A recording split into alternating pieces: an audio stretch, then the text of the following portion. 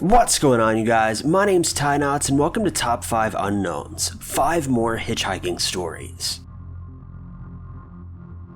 Number 5.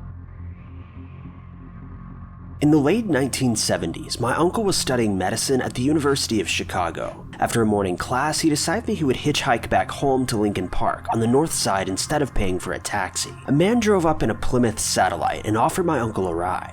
The man looked normal and seemed pretty friendly, lighthearted even. So my uncle got in the car and they started driving towards Lakeshore Drive. However, once they got there, the man drove south on Lakeshore instead of north, towards Lincoln Park. My uncle told the man he was going the wrong way and to turn around and head north. The man looked at my uncle, put his hands on his knee and said, "No son, you're coming with me," and smiled darkly at it. My uncle froze in panic, and when they hit traffic near the South Shore, he quickly unlocked the passenger door and ran away without looking back. A year or two later, on a cold December day, my uncle was having a coffee in a cafe with my future aunt when he caught something on the TV that made his blood run cold. He saw the man that had picked him up from school that day a year before. He'd been arrested for the suspected sexual assault of over 20 young boys. The man on television was John Wayne Gacy, and he'd removed the door handle off the passenger side of the door later on to prevent the man he picked up from escaping. Number 4.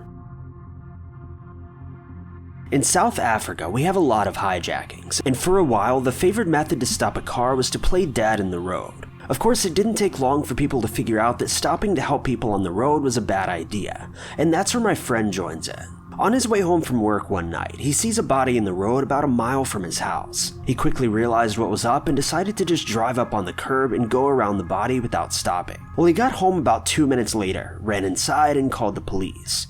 When he saw them coming down the back road, he returned to where he'd seen the body to tell them where to start the search. Obviously, there was no body, but what they did find was quite disturbing. 3 dead hitchhikers hiding in the long grass off the edge of the curb. As it turns out, when he'd driven up on the curb to avoid the guy, he'd crushed all of his accomplices.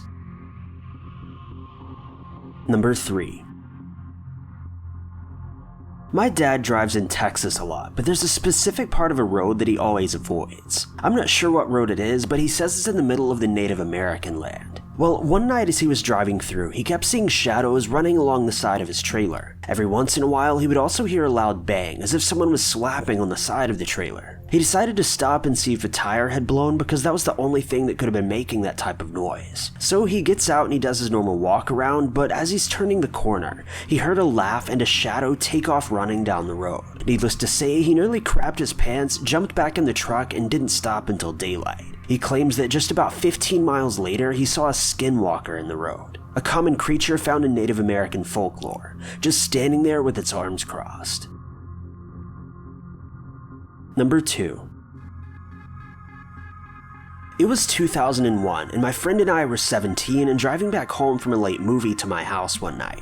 I live in a pretty rural area in Maine, about 20 minutes from the nearest town. As we were driving down the highway through the woods, we passed a median with a car sitting in it, facing the opposite direction with all of its lights off. Right after we drove past it, it flashed its lights, did a 3-point turn, and started driving behind us. We kind of shrugged it off and just kept driving. The turnoff from my road was just a few miles away, and this car stayed behind us the whole time. Though when we made the left turn, the car kept going down the highway. But 30 seconds later, we realized that the car must have backed up on the highway and made a turn after us, because it randomly showed back up again. Now we were getting just a little bit worried. There was still one more road to turn down before we got to my house, and the car did the same thing once again. Disappeared for a moment, then backed up and made the turn after us. I had a long driveway, and the car followed us right into the driveway and almost up to my house, which had all the lights on because my mom was home. We ran into my house just in time to see the mystery car reverse back down the driveway and drive away. To this day, we still have no idea why that car was following us,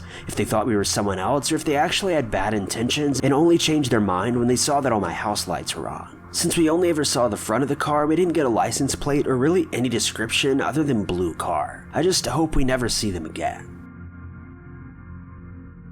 Number 1. I was on a road trip at the time, so I was driving by myself in the afternoon. I stopped in Amboy and snapped a picture of the city sign just to prove to my friends who dared me to take that route to I-40. I then got back in my car and proceeded to drive up the mountain range between Amboy and I-40, a known hotspot for satanic cult activity. Once I reach the top, I'm driving through a north canyon with high grass on either side of the road. Up ahead, I then see some stuff in the middle of the road. As I approach, I slow down to see a red Pontiac Fiero, stopped sideways across both lanes with a suitcase open, clothes scattered everywhere, and two bodies laying down in the road, a man and a woman. Unnerved, I reach below my seat and pull out my gun just in case.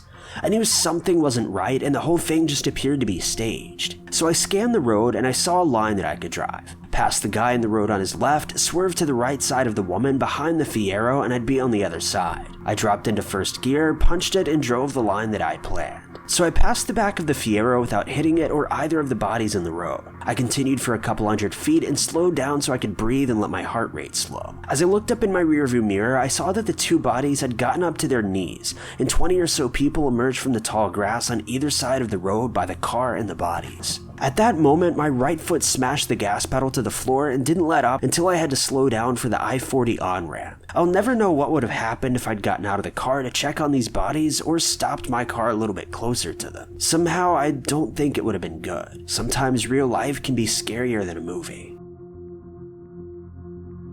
Thank you guys so much for watching. If you like this video, be sure to click that like button.